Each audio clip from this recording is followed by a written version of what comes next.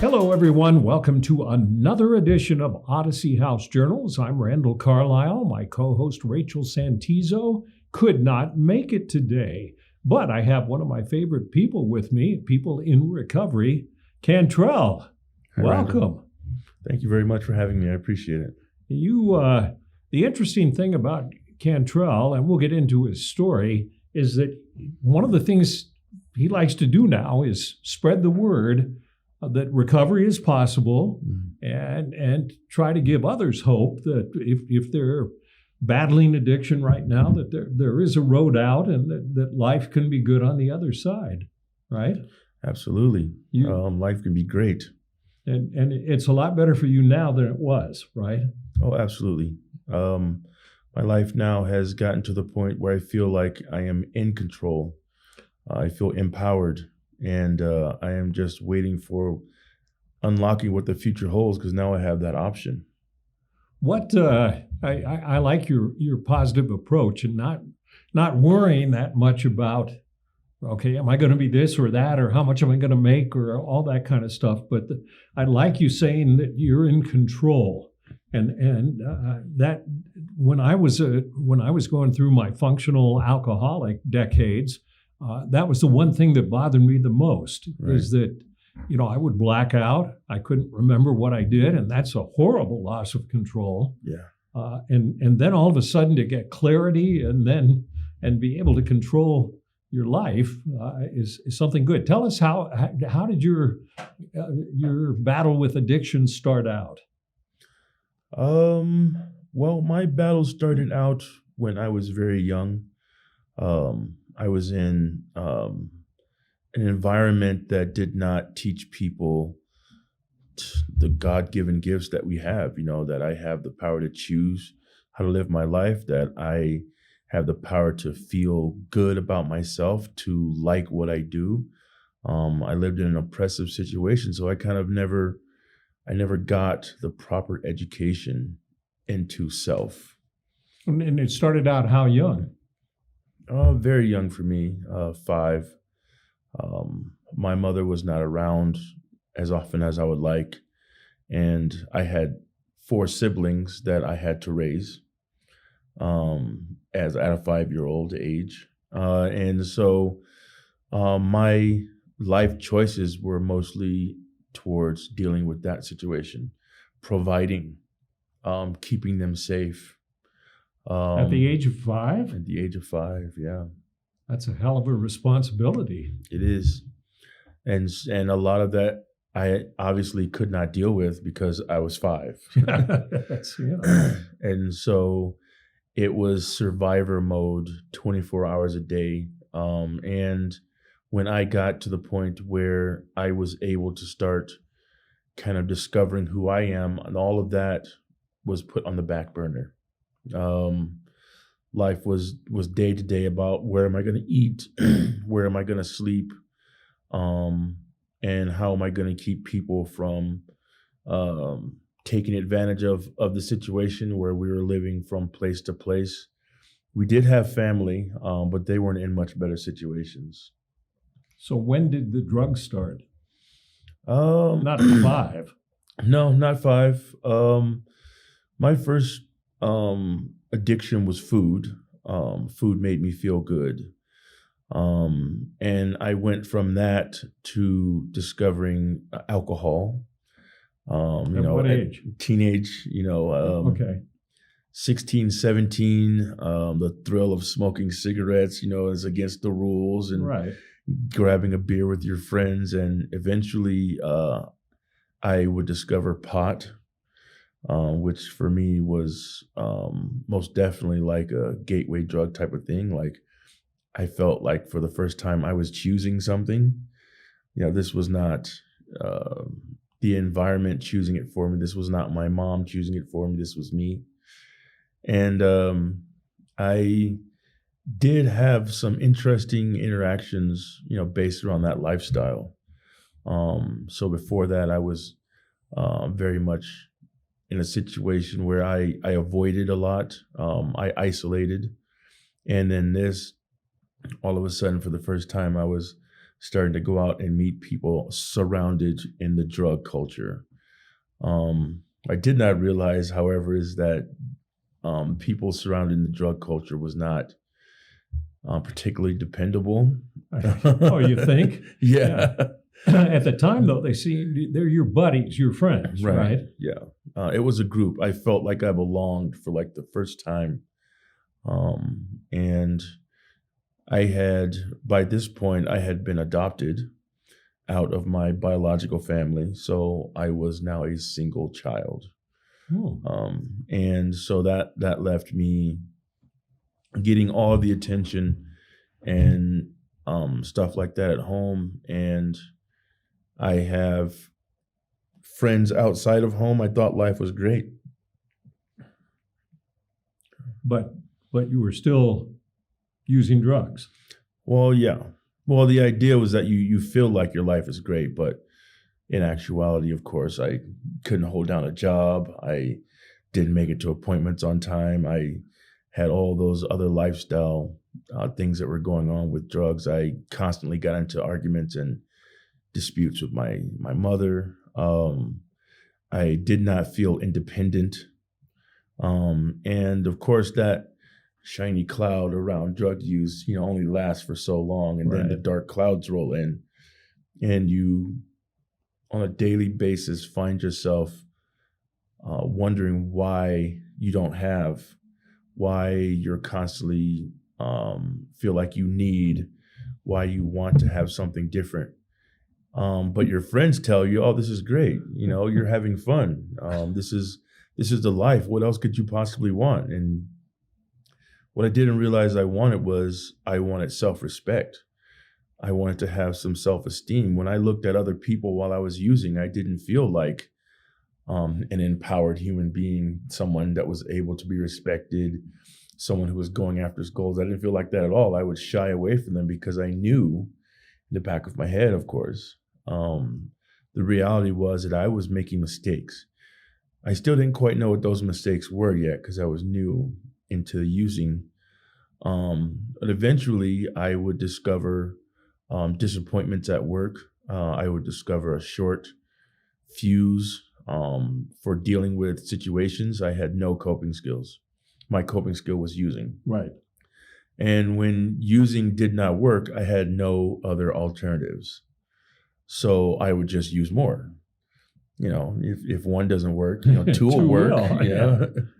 And if it doesn't work first thing in the morning, by the afternoon, things will get better, right? Right. And, these lies that you tell yourself take away your energy. Looking back on it now, I can see that it sapped all of the parts of me that wanted to be me. It just drained that away. The self-judgment, the doubt, the constant questioning of decisions you knew were wrong, but everyone else around you was still telling you they were good. So you're always battling that. And now, looking back on it, I can see that not listening to how I felt in here was the part that sapped my energy because I was trying to get out. I was always a good person. Sure. I was always a kind, gentle human being. I like other people. I want to do well. I want to follow my goals. That was always in here. But while I was outwardly lying to myself, there was this battle taking place. And it took place, the battlefield was my family home. It was with my schools. I would eventually get kicked out of the school system because I was acting out. And the thing that I've learned about your feelings and who you are inside is people think that you can stuff that stuff down, that you can hold it in, but it always finds a way out. Like how you feel always gets out. However, by the time it gets out, it might be pressure cooked into just anger or rage or defensiveness or self-loathing. All those, that was originally a good feeling that was inside of you. But because of your current actions, that feeling got twisted and it got turned into something that became dark because wanting to be who you were became painful because that's not what your behavior showed. Right. And so it came out of me in acting out behaviors, and I would explode in situations that were basic. You know what I mean? If you looked at a person who was raised within a loving situation and had parents who showed them how to cope, you could see children coping with the same situation that you're dealing with, and you're a grown man by this point, and you've been doing this for a long time, and you can't understand why it's different for you. So of course, with the drug mentality and the outward behaviors being what they were, like I blamed the world. Sure. I blamed my mom. I blamed my job or my boss at work for why I couldn't show up on time. You know what I mean? And yeah. It's your fault that I'm late. Yeah, absolutely. You know, like if you guys had just set the start time later. And that's typical thinking of somebody who is dealing with addiction. I used to do that all the time when I was a functional alcoholic. It was like, and I worked in TV, and it'd be people, it was the guy running audio or the guy running the camera or my news director, or it's not my fault. Of course. I'm perfect. And that whole belief system is what led me to seeking more intense ways of escaping the reality that in here I knew, but I just, for whatever reason, I could not admit that to myself outwardly. I could not have my behavior match my feelings inside. And so the acting out just got worse, and getting worse acting out looks like taking riskier and riskier drugs. It looks like engaging in riskier situations. That's why a lot of people find themselves in jail, because they're doing that higher risk situation to try and get that feeling that they already have inside of them. But their acting out just turns them against the world through that kind of thinking. Sure. So it's not the world that is doing this to you. You are doing behavior in the world is what we learned in treatment is called natural consequences. You know, if you go up and, punch somebody in the face, the natural consequences, they're going to be upset. Right. They're going to call the cops. Right. And they're going to demand that something be done about you so that you don't do this to them again or someone else. That's the way of the world. And that is not that they're doing it to you. They're saying that, hey, you're making decisions that are not safe for the people around you. But you don't want to hear that when you're in your addiction. At the time. Yeah. Right. And, you're stealing stuff. Yeah, well, it wasn't that expensive. The store I'm stealing from is making a huge profit, so it's not going to hurt them. It's not going to hurt them. And it wasn't. The problem is, it's not about any of that. It's that your decisions escalate in intensity, and the problem is that eventually you are going to do something that you can't say it doesn't matter, even to yourself. You're going to hurt someone. I just saw a video recently of a guy who was so drunk that he ran over another person, and he crashed into the wall. And this was in the middle of like a park. And he was so drunk that after he freaked out, he tried to run away, but he couldn't even run away. And that's the type of stuff where, like, no, he didn't intend to do that. Right. That was not his intention. But because his behavior kept escalating, this is what they try and protect people from. This is why they say, we're going to put you in jail for 30 days, 2 years, 5 years, to try and get you to realize that this is where you're headed. But now you've taken someone else's life. Yeah, and you can't take that back. You can't take that back. Yeah. Right. So that's escalated beyond your control. Where did yours escalate to the worst? At the worst for me, so I was one of those people that was an introvert. I mostly caused damage to myself. Oh.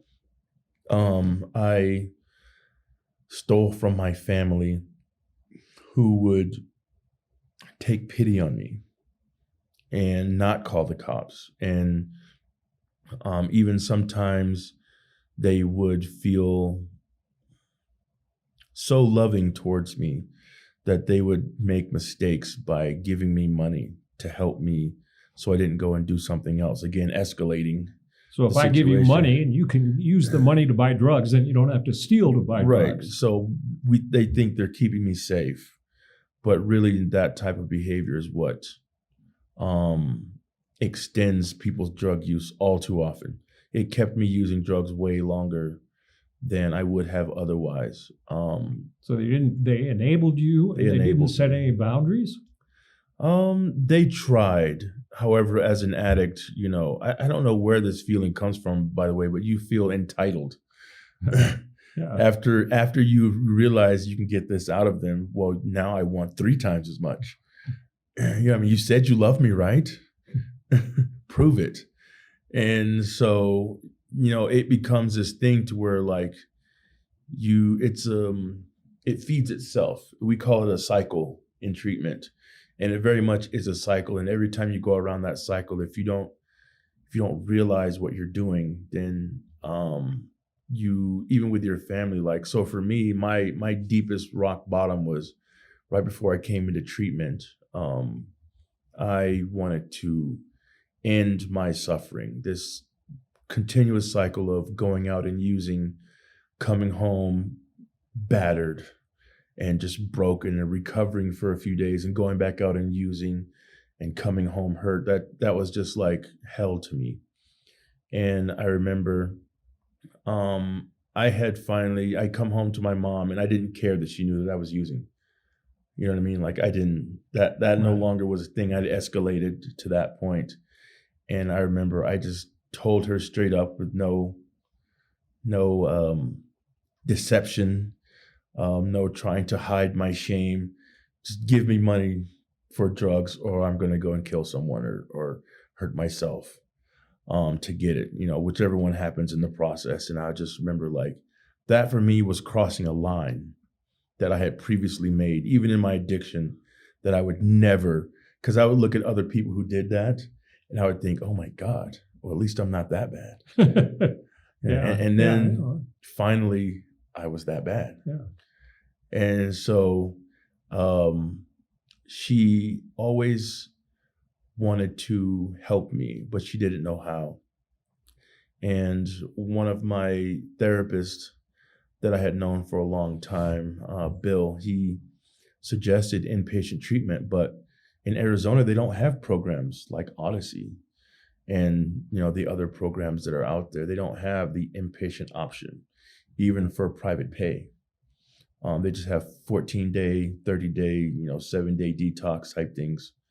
So we didn't really know what to do. And then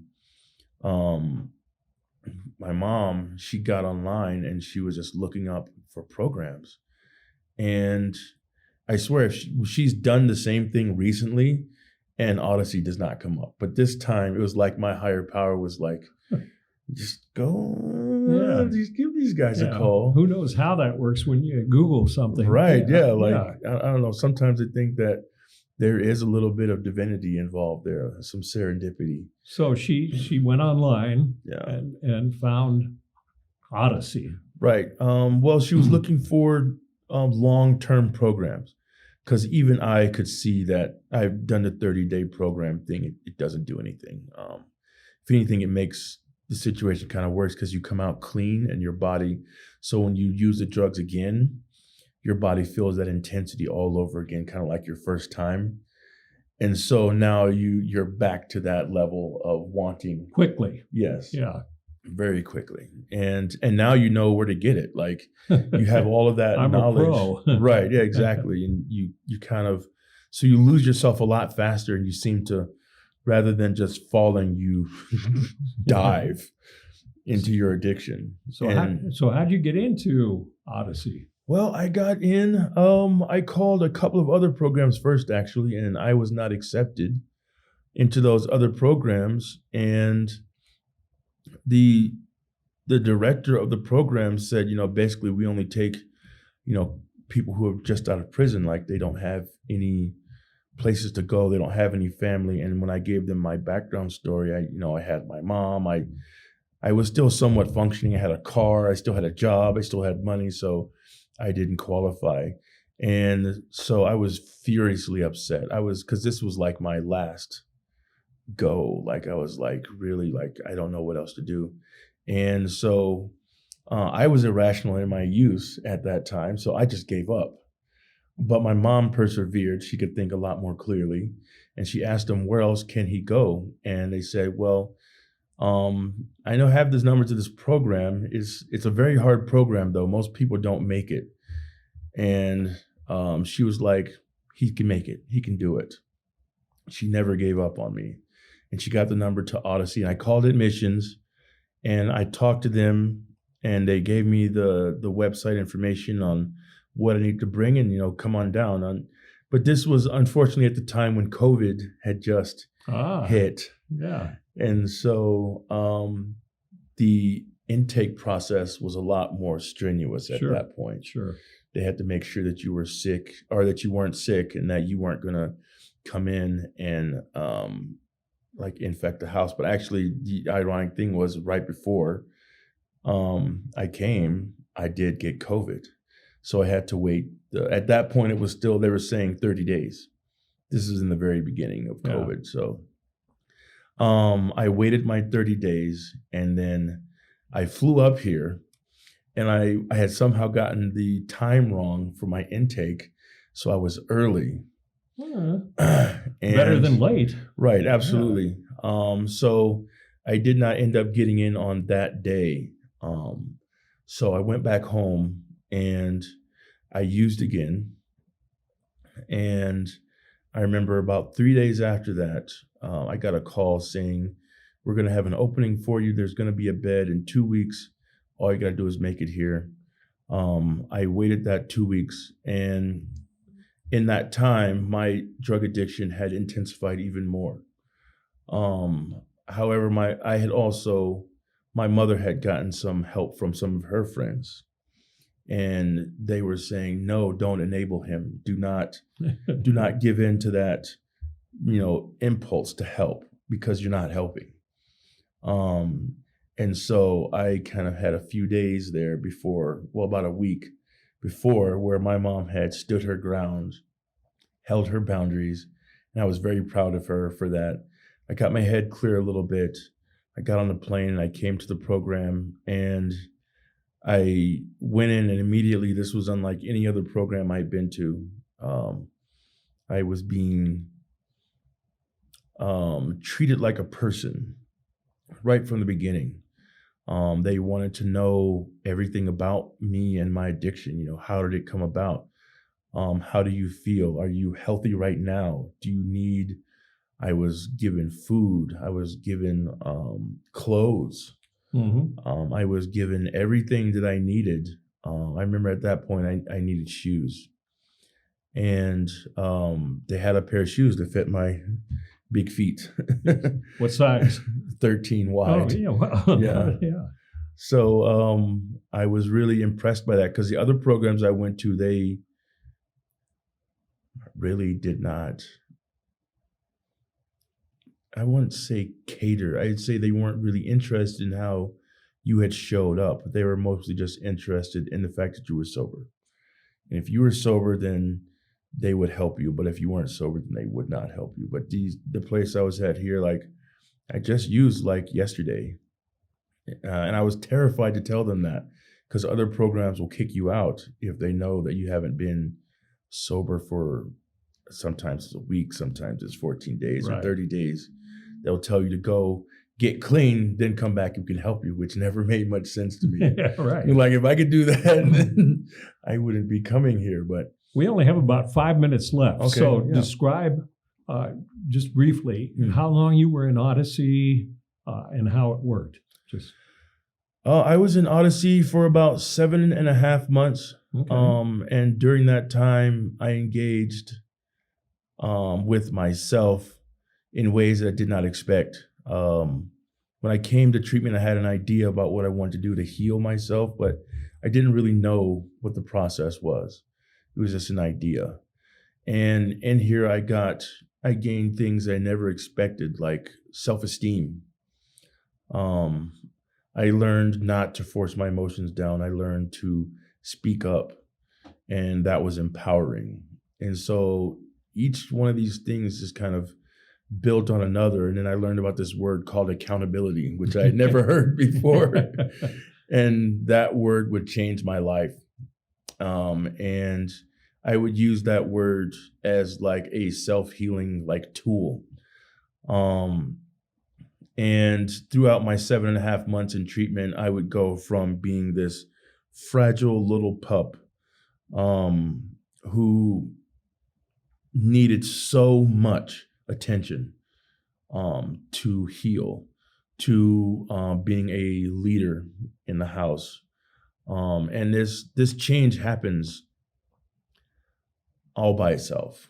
Like a lot of people think that you have to, if you follow the treatment plans that they give you, if you follow the process that's in place on the therapeutic community, these things just happen. Like a lot of people leave because they feel like, well, I can't do that.